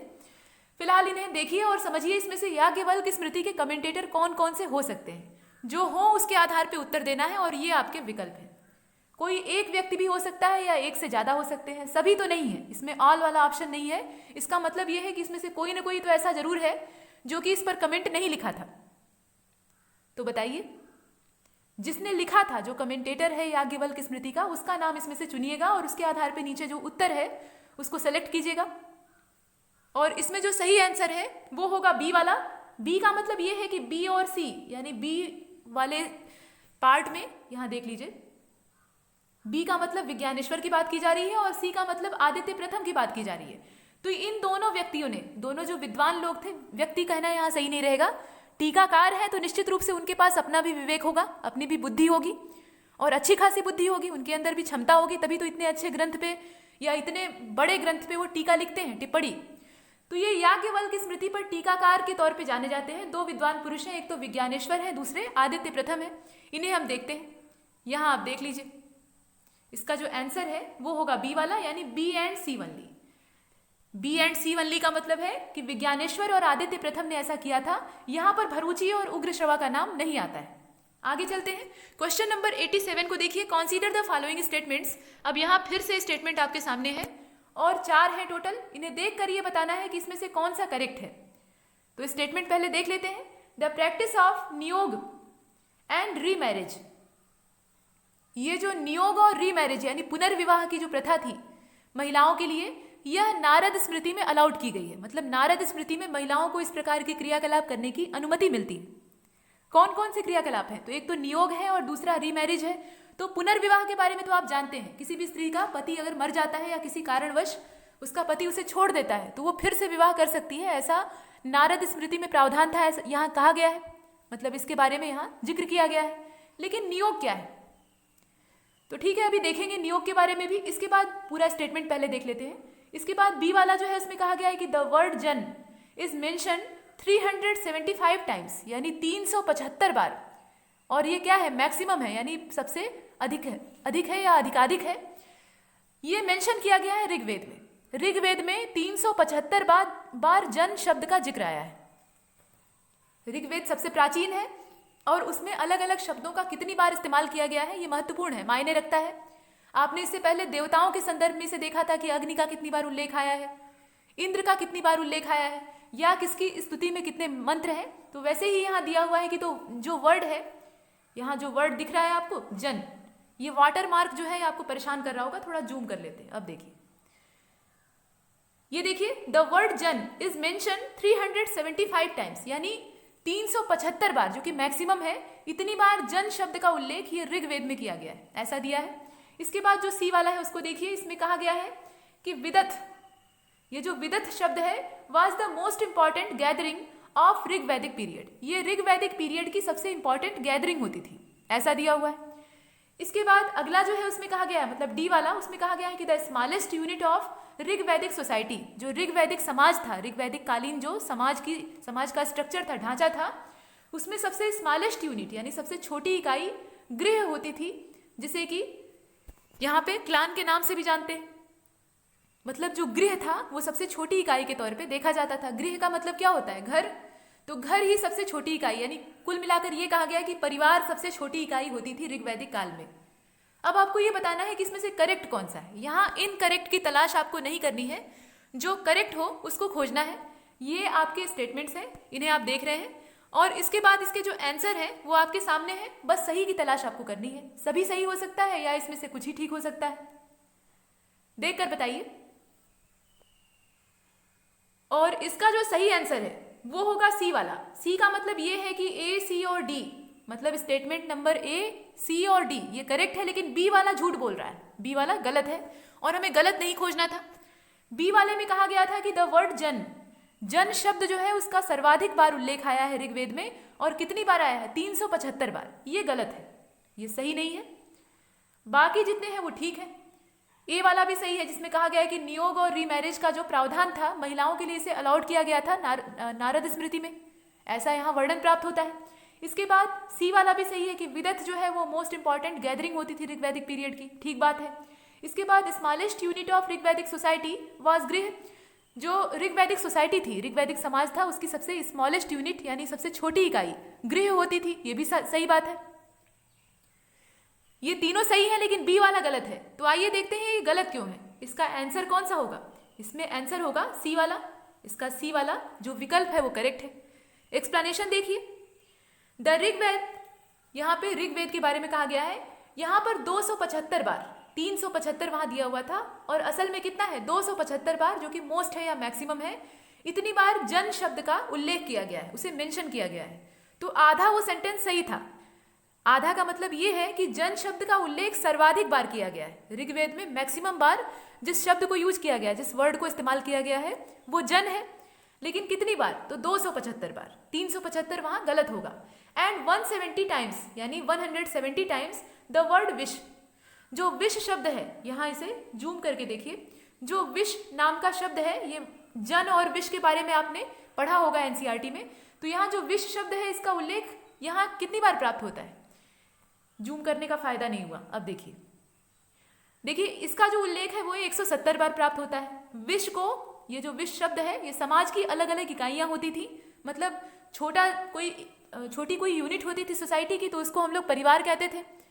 वो गृह होता था, उससे बड़ा होता था तो वो गांव के तौर पे, उससे बड़ा होता था तो नगर के तौर पे, इस प्रकार से बनते थे अलग अलग क्षेत्र। तो उन्हें विभिन्न नामों से संबोधित करते थे। अब यहाँ पर जो विश नाम का वर्ड यूज किया गया है ये 170 बार इस्तेमाल किया गया है। वैसे ही 275 बार, जो कि मैक्सिमम है, इतनी बार जन शब्द का इस्तेमाल किया गया है। 122 बार, 122 टाइम्स विद द वर्ड विध। यहाँ पे जो विधा शब्द है इसका इस्तेमाल 122 बार किया गया है। और 9 बार, जो यहाँ पे 9 बार का उल्लेख किया गया, मतलब 9 टाइम्स यहाँ पे समिति शब्द का उल्लेख किया गया है। 9 बार समिति वर्ड का उल्लेख किया गया है, और 8 बार सभा शब्द का उल्लेख किया गया है। और आपने देखा था कि वेदों में ही हमें यह वर्णन प्राप्त होता है कि सभा और समिति ये प्रजापति की 2 पुत्रियां हैं। अब आप बताइएगा कमेंट बॉक्स में कि प्रजापति की 2 पुत्रियां सभा और समिति है, ऐसा किस वेद में कहा गया है। हालांकि प्रश्न भी इस पर आगे बनने वाला है। आगे जो एमसीक्यू आप देखेंगे उसमें क्वेश्चन आएगा, लेकिन फिर भी आप एक बार उत्तर दीजिएगा अपने से। और यहाँ देखिए 122 बार ये विधा, और उसके बाद 9 बार समिति और 8 बार सभा का उल्लेख किया गया है, ये दिया हुआ है। तो कौन सा वर्ड कितनी बार यूज किया गया है, इससे प्रश्न बनते हैं। यहाँ पर इसको नोट डाउन कर लीजिएगा आप अपने नोट्स में, ये महत्वपूर्ण है। और इसी के आधार पे हमने कहा कि इसमें सी वाला जो है वो करेक्ट है, मतलब ए, सी और डी सही है, लेकिन बी गलत है। 375 नहीं होगा बल्कि 275 होगा। ये तो हमने देखा, लेकिन अभी क्वेश्चन अधूरा है। यहाँ नियोग और जो पुनर्विवाह है इसके कॉन्सेप्ट को समझ लीजिए। नारद स्मृति में ऐसा जिक्र किया गया था कि महिलाओं को इसकी परमिशन है कि वो नियोग की प्रथा को अपना सकती हैं, और इसके अलावा पुनर्विवाह कर सकती हैं। तो पुनर्विवाह का कॉन्सेप्ट तो क्लियर है। नियोग का ज्यादातर जो वर्णन है वो हमें महाभारत काल से ही प्राप्त होता है। जो द्वापर युग था, खासतौर पे कौरव पांडवों वाला जो परिवार था, उस समय समाज में ये प्रथा काफी प्रचलित थी, और इसे शारीरिक रूप से अपराध नहीं माना जाता था। आज के समय में अगर कोई नियोग प्रथा को अपनाएगा तो उसे फिर वेश्यावृत्ति वाला मान लिया जाएगा, मतलब एकदम गिरे हुए कैरेक्टर का समझ लिया जाएगा। लेकिन उस समय ये प्रथा जो थी ये प्रशंसनीय थी, मतलब अपने कुल को, अपने परिवार को आगे बढ़ाने के लिए लोग ऐसा करते थे। लोग मतलब स्त्रियां ऐसा करती थी, और उस समय के समाज में इसे घृणित नहीं माना जाता था, सही माना जाता था। तो देखिए नियोग में होता क्या था, किसी स्त्री का पति अगर मर जाता है और उसके वंश पर संकट मंडरा रहा होता है, मतलब उसके परिवार को आगे बढ़ाने वाला कोई पुत्र या पुत्री आगे नहीं होता, उस समय पुत्र का ज़्यादा महत्व था तो पुत्र की ही बात करते हैं, तो बेटा कोई जिंदा वहाँ पे मौजूद नहीं होता, मतलब उस स्त्री का कोई पुत्र नहीं होता और उसका पति मर जाता है। तो ऐसी कंडीशन में उसके पास दो विकल्प होते थे, या तो वो पुनर्विवाह कर ले, करके फिर से घर बसा ले, और अगर वो ऐसा नहीं करना चाहती थी तो ऐसी कंडीशन में वो नियोग को अपनाती थी, मतलब किसी एक पुरुष को अपने लिए नियुक्त करती थी और उससे संतान उत्पन्न करती थी। और उसके बाद नियोग का ये जो प्रोसेस था, मतलब संबंध बनाने के बाद जब ये खत्म होता था तो उस स्त्री से उस पुरुष का कोई संबंध नहीं होता था, मतलब दोनों में कोई रिलेशनशिप नहीं होती थी, यहाँ मशीनी क्रिया होती थी। और इसके बाद वो पुरुष जो है वो स्त्री को भूल जाता था, स्त्री पुरुष को भूल जाती थी, स्त्री को सिर्फ संतान से मतलब होता था और वो संतान उसके वंश को आगे बढ़ाती थी। यहाँ इस तरह की जो प्रथाएं हैं इनका जिक्र करना आवश्यक है, क्योंकि ये दी हुई हैं, इन्हें आप अश्लीलता में मत लीजिएगा। इनका जिक्र इसीलिए किया जा रहा है क्योंकि यहाँ ये वर्णित है और इतिहास में हर घटनाओं को खोल कर बताया गया है। आप इतिहास की बेहतर समझ विकसित करना चाहते हैं तो अपने विचारों को खुला रखिएगा। फिलहाल देखिए, तो यहाँ पर नियोग की जो प्रणाली है इसे महाभारत काल में ज्यादा देखा जाता है। जैसे कि महारानी कुंती, आप जानते हैं कि महाराज पांडु की पत्नी थी महारानी कुंती, पांडु के ही बेटे पांडव कहलाए, 5 पांडव। तो महारानी कुंती और माद्री 2 रानियां थी पांडु की। मद्र देश की राजकुमारी जो थी माद्री, उनसे इनका विवाह हुआ था, और कुंती भोज की जो पुत्री थी कुंती, उनसे इनका विवाह हुआ था, 2 पत्नियां थी। और पांडु जो है वो नपुंसक हो जाते हैं, मतलब उनके अंदर संतान उत्पन्न करने की क्षमता नहीं होती, एक श्राप उन्हें मिलता है और उसके जरिए ऐसा होता है। अब वंश को आगे कौन बढ़ाएगा, तो इसलिए कुंती ने नियोग किया था, कुंती ने नियोग प्रथा को अपनाया था, और वैसे ही माद्री ने भी अपनाया था। कुंती के पास कुछ मंत्र थे जिन मंत्रों के जरिए वो देवताओं का आवाहन कर सकती थी। जैसे कि आपने कर्ण वाली कहानी सुनी होगी, दुर्वासा ऋषि कुंती को मंत्र देते हैं और कहते हैं कि तुम जिस देवता का आवाहन करके पुत्र की इच्छा व्यक्त करोगी वो देवता आकर तुम्हें पुत्र प्रदान करेगा। तो वो सूर्य देव को ही पहले इन्वाइट कर लेती हैं और परिणाम भुगतती हैं, और उनसे ज्यादा कर्ण भोगते हैं। तो वैसी ही प्रणाली उन्होंने बाद में अपनाई, विवाह के बाद अपनाई, जब महाराज पांडु संतान उत्पन्न करने में असमर्थ हो जाते हैं। तो उन्होंने अलग अलग देवताओं को आवाहित करके, मतलब बुलाकर, उनके द्वारा नियोग करके, मतलब उनसे नियोग की प्रथा को अपनाकर उन्होंने संतान उत्पन्न की। तो जो पांडव थे वो असल में पांडु के पुत्र नहीं थे, वो पूरी तरह से कुंती के पुत्र थे। उनका पांडव नाम तो पड़ गया, लेकिन वो कुंती की संतान थे, पांडु की नहीं। और इसीलिए दुर्योधन बार बार उन्हें छेड़ता रहता था कि तुम लोग जो है वो जायज नहीं हो, ऐसा उनके ऊपर ताना मारा जाता था। तो ये सही बात थी कुछ हद तक, और कुछ हद तक गलत भी है, मतलब उस समय की पारिवारिक ढांचे की दृष्टि से गलत था। तो ये नियोग था, नियोग में किसी एक पुरुष को नियुक्त किया जाता था। और ये जो रीमैरिज वाली व्यवस्था है ये तो ठीक थी, इसमें स्त्री का अगर पति मर जाता है या उसे छोड़कर चला जाता है तो वो फिर से विवाह कर सकती है। चलिए आगे चलते हैं। ये सब प्रथाएं हैं और ये पहले के समय में प्रचलित थी। आज के समय में अगर ऐसा कोई करेगा तो उसे फिर समाज से बहिष्कृत कर दिया जाता है। ये अलग अलग समय का दौर होता है। देखिए यहाँ लिस्ट दी हुई है, ये क्वेश्चन है, क्वेश्चन नंबर 88, और यहाँ लिस्ट 1 और लिस्ट 2 आपके सामने है और इसमें कुछ चीजें दी हुई हैं। तो आइए देखते हैं कि ये चीजें हैं क्या, इन्हें मैच कराना है। मिताक्षरा है, इसके बाद दैभाग है, रामायण है और महाभारत है। आपको ये बताना है कि इसके रचयिता कौन है। यहाँ लिखने वाले जो ऑथर्स हैं, राइटर्स जो हैं, उनका नाम लिस्ट 2 में दिया हुआ है और जो लिस्ट 1 है उसमें ग्रंथों का नाम दिया हुआ है। तो मिताक्षरा है, दैभाग है, इसके बाद रामायण है और महाभारत है। रामायण का मतलब क्या, यहाँ पर संस्कृत भाषा में लिखे हुए रामायण की बात की जा रही है। 2 ग्रंथ हैं भगवान राम के जीवन पर मुख्य रूप से, वैसे तो कई है, कई छोटे छोटे ग्रंथ हैं, लेकिन मुख्य जो ग्रंथ हम देखते हैं 2 हैं। उसमें हमारे समाज में ज्यादा लोकप्रिय कौन है, रामचरितमानस है, क्योंकि इसकी भाषा हमें समझ में आती है। अवधी भाषा में लिखा गया है और इसकी भाषा सरल है, इसे समझना आसान है। और यह जो रामायण है ये संस्कृत भाषा में लिखा गया है, वाल्मीकि के द्वारा इसे लिखा गया था। और कहा जाता है कि जो ऋषि वाल्मीकि थे वो त्रिकालदर्शी थे। आपने अभी लॉकडाउन के सीजन में रामायण देखी होगी, तो वहां आपने देखा कि सीता जी को आश्रय वाल्मीकि ही देते हैं। वो सब कुछ पहले से ही देख रहे होते हैं, उन्हें ईश्वर का वरदान प्राप्त होता है, ब्रह्मा जी का, और वो सीता जी को अपने साथ ले आते हैं और उन्हीं के आश्रम में लव कुश का जन्म होता है। बाद में वही मिलाते भी हैं भगवान राम से ले जाकर। अब ये बात अलग है कि धरती माता सीता जी को लेती जाती है, तो वो स्टोरी आपने खूब देखी है रामायण में टीवी पर। तो वही चीज है, रामायण की रचना करने वाले जो व्यक्ति थे वो वाल्मीकि थे। इसके अलावा महाभारत की रचना करने वाले यहाँ पर वेद व्यास थे। तो इसको मिला लीजिए पहले, उसके बाद जो चर्चा है वो होगी। इसमें मिलाने का तरीका ये है कि जो सरल है उसको पहले मिलाइए। तो मान लीजिए आपको मिताक्षरा और दैभाग का नहीं पता है, लेकिन आप इन दोनों का जानते हैं क्योंकि ये ज्यादा पॉपुलर है इसलिए। तो रामायण को आप मिलाएंगे वाल्मीकि से, तो तीसरे का हो जाएगा बी। और महाभारत को आप किससे मिलाइएगा? वेद व्यास से मिलाइएगा, तो ए से मिला लीजिए। इसका मतलब ये है कि तीसरे का बी और चौथे का ए होगा। तो आइए विकल्प में तलाशते हैं कि ऐसा कौन सा है। ये 4 विकल्प आपके सामने हैं और हमने मिलाया कैसे था? महाभारत को हमने वेद व्यास से मिलाया था यानी ए वाले से, और रामायण को हमने मिलाया था बी वाले से। तो तीसरे का बी और चौथे का ए, तीसरे का बी और चौथे का ए, ये आपको कहां मिल रहा है? ऐसा इसमें सिर्फ एक ही विकल्प है। और कौन सा है? सिर्फ पहला वाला। बाकी जितने हैं उसमें इस तरह का कोई मेल हमें नहीं प्राप्त हो रहा है। तो अगर आपको 2 का नाम नहीं भी पता है, मिताक्षरा का और दैभाग का, तब भी आप महाभारत और रामायण के भूते इसे मिला लेंगे आपस में और सही सही मिला लेंगे। तो इस प्रकार से आधी जानकारी होने पर भी प्रश्न को हल किया जा सकता है। आप सिर्फ थोड़ा सा गेस वर्क लगाइए और थोड़ा सा बुद्धिमानी से उसको गेस कीजिए। तो यहाँ आधी जानकारी यानी 50% जो नॉलेज था उससे हमने सही उत्तर की तलाश की है और DCBA इसका सही आंसर होगा। और DCBA के हिसाब से इसे मिला लीजिएगा। तो देखिए मिताक्षरा का हो जाएगा विज्ञानेश्वर। विज्ञानेश्वर का नाम हमने पीछे देखा है। तो मिताक्षरा को लिखने वाले विज्ञानेश्वर थे और जो दैभाग है इसकी रचना करने वाले जीमूत वाहन थे। जीमूत वाहन एक प्रतापी राजा थे, तो उन्होंने इसकी रचना की थी। तो मिताक्षरा का हो जाएगा विज्ञानेश्वर, दैभाग का हो जाएगा जीमूत वाहन, रामायण का हो जाएगा महर्षि वाल्मीकि और महाभारत का हो जाएगा महर्षि वेदव्यास। ये इसका सही मैच होगा और इसके आधार पे हमने ए वाले उत्तर का चयन किया है। महाभारत को लिखने वाले वेदव्यास थे, ऐसा यहाँ पे पौराणिक मान्यता में नहीं माना जाता। जो पौराणिक मान्यता है, जो हमारा एंशियंट पूरा पीछे का ग्रंथ वाला स्ट्रक्चर प्राप्त होता है, उसमें हम ये नहीं मानते कि वेदव्यास ने महाभारत को लिखा था।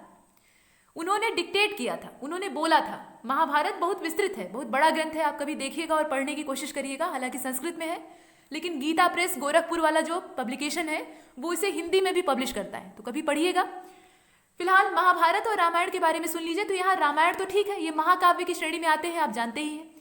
तो रामायण की रचना करने वाले तो वाल्मीकि थे। उन्होंने त्रिकालदर्शी अपनी नेत्रों के सहारे जो कुछ भी देखा था उसे इसमें दर्ज किया। आगे और पीछे की जितनी घटनाएं थी सबको एक साथ दर्ज कर दिया। लेकिन महाभारत को डिक्टेट करने वाले वेदव्यास थे, ऐसा माना जाता है। और उनके सामने ये दिक्कत थी, जब पूरा महाभारत घटित हुआ शुरुआत से लेकर अंत तक, तो पूरे महाभारत के विटनेस के तौर पे वेदव्यास यहाँ मौजूद थे, एकमात्र जीवित व्यक्ति के रूप में। यह एकमात्र जीवित व्यक्ति थे जिन्होंने पूरे महाभारत काल को जिया था, मतलब शुरुआत से लेकर अंत तक इन्होंने देखा था। तो इनके मन में प्रबल इच्छा थी कि इसे ग्रंथ के रूप में दर्ज किया जाए, मतलब इसे किताब के रूप में पब्लिश किया जाए, ताकि आने वाली जो पीढ़ी है वह भी इस लड़ाई के बारे में और इसके दुष्परिणामों के बारे में जान सके, हमारा अतीत कितना गौरवशाली था इसको समझ सके। तो इसके लिए वो किसी योग्य लेखक की तलाश कर रहे थे, क्योंकि जितने विचार उनके दिमाग में उमड़ घुमड़ रहे थे, मतलब घूम रहे थे, उसको कागज पर लिखना, यानी पांडुलिपि, उस समय भोजपत्र होते थे, तो भोजपत्रों पर लिखना आवश्यक था। और अगर वो लिखते भी और सोचते भी तो ऐसे में कुछ घटनाएं छूट सकती थी। तो बेहतर विकल्प ये था कि वो बोलें, जितना भी उनके दिमाग में स्टोर किया हुआ है उसको वो बोलते जाएं, डिक्टेट करते जाएं, और सामने कोई व्यक्ति बैठा हो जो कि चुपचाप उसको उतारता जाए, कागज पे लिखता जाए। तो ऐसे किसी व्यक्ति की तलाश करने के चक्कर में ये अलग अलग देवताओं के पास, ऐसा माना जाता है, ये सब कितना सही है ये कोई नहीं जानता, अलग अलग देवताओं के पास जाते हैं और कोई तैयार नहीं होता कि इतना भारी भरकम ग्रंथ लेकर कौन बैठेगा, इतना धैर्य किसी के पास नहीं है। अंत में शंकर जी के पास ये पहुंचते हैं, तो शिव जी अपने पुत्र गणेश जी को लगा देते हैं, कहते हैं कि गणेश के अंदर बहुत ज्यादा धैर्य है, पर्वत जैसा धैर्य है, ये तुम्हारा काम करेंगे। और गणेश जी महाभारत को लिखते हैं। इसके राइटर जो हैं वो गणेश जी हैं, इसके डिक्टेटर जो हैं वो वेदव्यास हैं, ऐसा माना जाता है। जो मूल महाभारत की पांडुलिपि है उसको गणेश जी ने लिखा है। वो एकदम चुपचाप बैठकर बिना एक भी क्वेश्चन पूछे लगातार महाभारत की जो लेखनी है उसको चलाते रहते हैं और वेदव्यास धारा प्रवाह बोलते रहते हैं। ये बड़ा कठिन काम था, तो इसलिए यहाँ पर गणेश जी को इसका लेखक माना जाता है। अब ये पौराणिक मान्यता है, कथाओं के रूप में वर्णित है, तो उसके आधार पे, लेकिन यहाँ लेखक के तौर पे अगर आएगा तो आप गणेश जी मत खोजिएगा, यहाँ वेदव्यास को लगा दीजिएगा, वरना आयोग जो है वो नाराज हो जाएगा। चलते हैं आगे। जो व्यवहारिक ज्ञान है उसको यहाँ पे अप्लाई करने की आवश्यकता है। देखिए 89 नंबर का क्वेश्चन जो है उसमें कहा गया है कि consider the following statements. Statements दिए हुए हैं और अब आपको ये बताना है कि इसमें से कौन सा नॉट करेक्ट है, यानी फिर से वही गलत की तलाश आपको करनी है। तो पहले देख लेते हैं कि स्टेटमेंट है क्या। ए वाला जो स्टेटमेंट है उसमें कहा गया है कि Ramayana and Mahabharata are considered great epics, मतलब इसे महाकाव्य के तौर पे मान्यता मिली हुई है। किसे? रामायण को और महाभारत को। तो रामायण और महाभारत बेशक महाकाव्य है और महाभारत तो दुनिया का सबसे बड़ा महाकाव्य है। महाभारत जो है इसे जय संहिता इस नाम से भी जाना जाता है। तो यह जो महाकाव्य है ये दुनिया में सबसे बड़ा है, पूरे वर्ल्ड में सबसे बिगेस्ट है। इसके बाद ए वाला स्टेटमेंट करेक्ट है तो वो नॉट करेक्ट हो नहीं सकता। इसके बाद बी वाला देखिए, the first compilation of both Ramayana and Mahabharata has taken place in Gupta period. गुप्त वंशीय जो शासन काल था या गुप्त काल जो पूरा दौर चला था, उस समय महाभारत और रामायण को उनका कंपाइलेशन किया जाता है, यानी उनका संग्रहण किया जाता है और वो अंतिम होता है, उसका फाइनल कंपाइलेशन होता है। यानी जितनी भी उसमें हमें पांडुलिपियां प्राप्त होती हैं उनको संकलित करके एक स्थान पे ग्रंथ के रूप में इकट्ठा करते हैं। तो ये सब काम कब होता है? ये गुप्त पीरियड में होता है, ऐसा कहा गया है। इसके बाद जो सी वाला है उसमें कहा गया है, सी वाला जो स्टेटमेंट है उसमें देख लीजिए, इसमें कहा गया है कि Perundevanar translated the Ramayana into Tamil for the first time. ये जो व्यक्ति हैं जिनका नाम आप यहाँ देख रहे हैं, इन्होंने रामायण का पहली बार ट्रांसलेशन किया था तमिल भाषा में। ये पहली बार ऐसा किया गया था, ये दिया हुआ है। इसके बाद जो डी वाला है उसमें कहा गया है कि Periyar compose the true Ramayana in Tamil in the 20th century. मतलब जो 20वीं शताब्दी थी, 20वीं शताब्दी में पेरियार नाम के व्यक्ति ने या विद्वान ने यहाँ पर ट्रू रामायण नाम का एक कंपोजिशन किया था जो कि तमिल भाषा में लिखा गया था। ये कुछ बातें कही गई हैं, आपको ये बताना है कि इसमें से कौन सा नॉट करेक्ट है। जो गलत है उसकी तलाश आपको करनी है, देख कर बताइए। ये प्रश्न है आपका और ये आपके विकल्प है। विकल्प थोड़ा ज़्यादा नीचे तक है, देख लीजिए। कोई एक ही इसमें नॉट करेक्ट हो सकता है, कोई एक ही इसमें गलत हो सकता है, सब गलत नहीं होंगे या एक से ज़्यादा गलत भी नहीं होगा। अब एक कोई गलत कौन सा है? तो देखिए इसमें रामायण और महाभारत वाला जो दिया है, ग्रेट एपिक्स वाला, ये गलत नहीं है, ये तो सही है। इसके बाद ये भी सही है कि बी वाले में दिया हुआ है कि final compilation of both Ramayana and Mahabharata has taken place in Gupta period, सही बात है।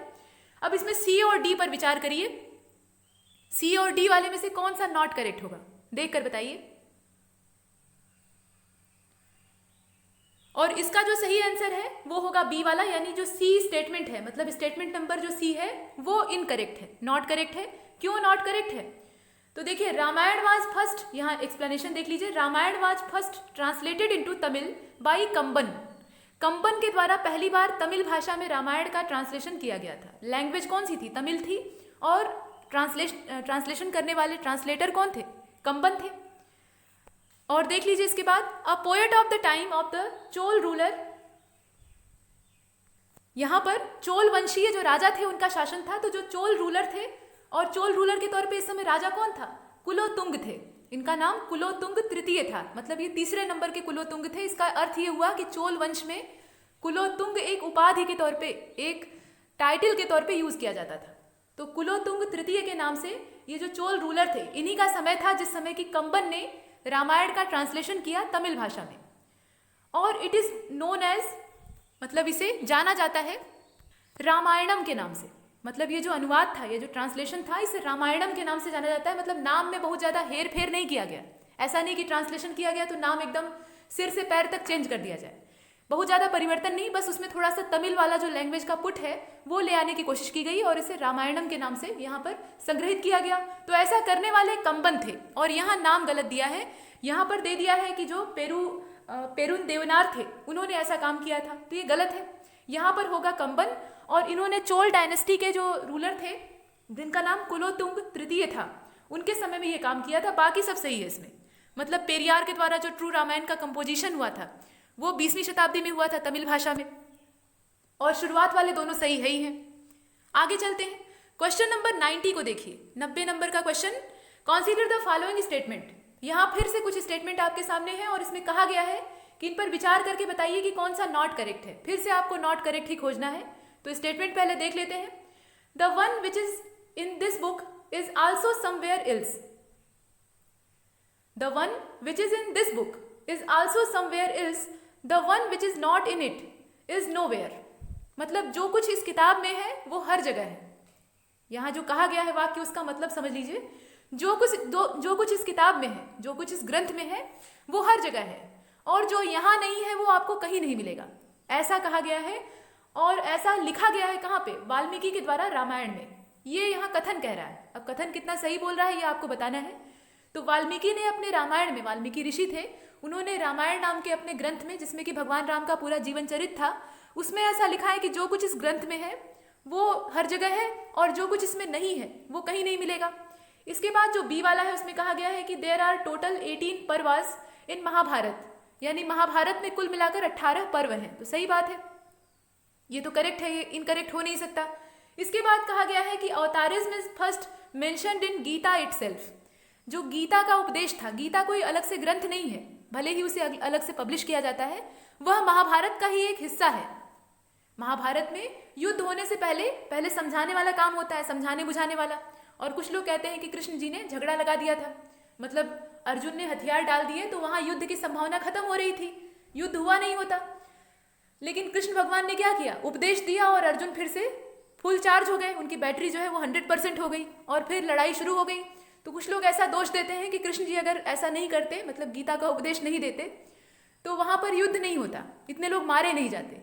लेकिन युद्ध करवाने का जो ईश्वर का उद्देश्य था वो दूसरा था। वहां पर अहंकारी जो लोग थे, अहंकारी जो राजा थे, जो कि धरती पर बोझ थे, उन्हें समाप्त करना आवश्यक था। पाप का अंत करने के लिए, पाप का विनाश करने के लिए ऐसा किया गया। तो अलग अलग सोच है अपनी अपनी। यहाँ ये कहा गया है कि गीता, इसमें पहली बार मेंशन किया गया है अवतारवाद को। अवतारवाद का मतलब यह है कि ईश्वर का अवतार होता है और कृष्ण भगवान ने खुद को अवतार के रूप में वहां व्यक्त किया है, ऐसा यहाँ बताया गया है। इसके बाद जो डी वाला है, ये महाभारत के बारे में ही कहा जा रहा है। तो डी वाला जो स्टेटमेंट है उसमें कहा गया है कि द पार्ट ऑफ 6th पर्वा, जो 6वां पर्व है, और पर्व क्या है यहाँ पर, खंड है। जैसे हर किताब में चैप्टर बटे हुए होते हैं, कोई मोटी किताब होती है तो उसमें बहुत सारे चैप्टर्स होते हैं। आपने अपनी स्कूल की जो टेक्स्ट बुक है उन्हें देखा होगा, एनसीईआरटीज में देखा होगा। तो ये तो छोटा नमूना है, और महाभारत बहुत बड़ी चीज है, आप जानते हैं, मतलब दुनिया का सबसे बड़ा महाकाव्य है, तो निश्चित तौर पे बहुत भारी भरकम होगा, और है भी। तो इसमें बहुत सारे पर्व बटे हैं, और टोटल कितने हैं, 18 हैं, और 18 पर्वों में भी मजे सी सामग्री दी हुई है, मतलब ढेर सारी। तो वही चीज है यहाँ, जो 6वां पर्व है जिसे कि भीष्म पर्व कहा जाता है। अलग अलग जो महाभारत के कैरेक्टर हैं, जो कि प्रसिद्ध नामी गिरामी कैरेक्टर हैं, उनके नाम पे पर्व बने हुए हैं। तो जो भीष्म पर्व है महाभारत का, उसमें गीता का उल्लेख है, मतलब गीता का उपदेश उसमें उल्लिखित है। इन विच द कन्फ्लुएंस ऑफ कर्म, devotion and knowledge is found, जिसमें कि हमें कर्म की अवधारणा, इसके अलावा भक्ति की अवधारणा, समर्पण की अवधारणा, इसके अतिरिक्त ज्ञान की अवधारणा प्राप्त होती है। कहने का मतलब ये है कि इसमें कर्म, भक्ति और ज्ञान का उपदेश दिया गया है गीता में। और गीता की जो वाणी है, गीता का जो उपदेश है, यह कहाँ पर है, यह भीष्म पर्व से हमें प्राप्त होता है। भीष्म पर्व में इसका वर्णन प्राप्त होता है, और वह कौन सा पर्व है, 6वें नंबर का पर्व है, ऐसा कहा गया है। आपको यह बताना है कि कौन सा नॉट करेक्ट है, बताइए। ये 4 स्टेटमेंट आप देख रहे हैं, बी वाला तो नॉट करेक्ट हो नहीं सकता, बी वाला तो सही है, 18 पर्व है महाभारत में, तो जिसमें जिसमें बी होगा वो बाहर हो जाएगा। तो बी इसमें सिर्फ है, ये बाहर हो गया। अब बचता है ए, सी और डी। इसमें से अपने सही उत्तर को तलाशिए, सही विकल्प को तलाशिए और बताइए। और इसका जो सही आंसर है वो होगा ए वाला। ए का मतलब ये है कि केवल जो ए है वो नॉट करेक्ट है, गलत है। और ए वाले में ये कहा गया है कि the one which is in this book, वही बात है, वाल्मीकि का जो यहाँ व्याख्यान दिया है वो गलत है। The one which is in this book is also somewhere else, the one which is not in it is nowhere. मतलब वही चीज है कि जो कुछ इस किताब में है वो हर जगह है, और जो कुछ इस किताब में नहीं है, इस ग्रंथ में नहीं है, वो कहीं नहीं मिलेगा। ये कथन वाल्मीकि का नहीं है, और न इसका संबंध रामायण से है, इसका संबंध पूरी तरह से महाभारत से है। महाभारत इतना ज्यादा विस्तृत है, इतना ज्यादा फैला हुआ है कि इसीलिए वेद व्यास ने यहाँ पर कहा था, वेद व्यास का ये कथन है, आगे आप व्याख्या देखिए। वेद व्यास का ये कथन है महाभारत के संदर्भ में कि जो कुछ इस ग्रंथ में है, इस जय संहिता में है, वो आपको हर जगह मिलेगा, चाहे वो सामाजिक ढांचा हो, तत्कालीन परिस्थितियां हो, कुछ भी हो, उस समय का जो कुछ भी हो, वो आपको हर जगह प्राप्त होगा, और उसका मेंशन इस ग्रंथ में किया गया होगा। और जो कुछ इस ग्रंथ में, इस बुक में मेंशन नहीं है, वो आपको कहीं भी प्राप्त नहीं होगा। तो ये कथन महाभारत के संदर्भ में है और काफी हद तक सटीक भी है। सामाजिक व्यवस्था की पूरी जो अवधारणा है वो महाभारत से निकलकर आती है। यहां तक हमने क्वेश्चन नंबर 90 को देखा, और इसमें ए वाला जो स्टेटमेंट था, यानी ओनली ए, वो नॉट करेक्ट था। बाकी सब एकदम सही है कि 18 पर्व महाभारत में है, और अवतारवाद की अवधारणा गीता से प्राप्त होती है, मतलब भगवान कृष्ण ने अपने आप को अवतार पुरुष के रूप में व्यक्त किया है। इसके बाद जो डी वाला है उसमें भी कहा गया है कि जो भीष्म पर्व है उसमें गीता का संकलन किया गया है, मतलब गीता का उपदेश प्राप्त होता है। ये सब हम देखते हैं, और यहाँ तक हमने डिस्कस किया। अब इसके बाद जो अगले प्रश्न हैं, अगले प्रश्नों का जो सिलसिला है वो अगले वीडियो लेक्चर में होगा। इसमें इतना ही, और तब तक के लिए नमस्कार।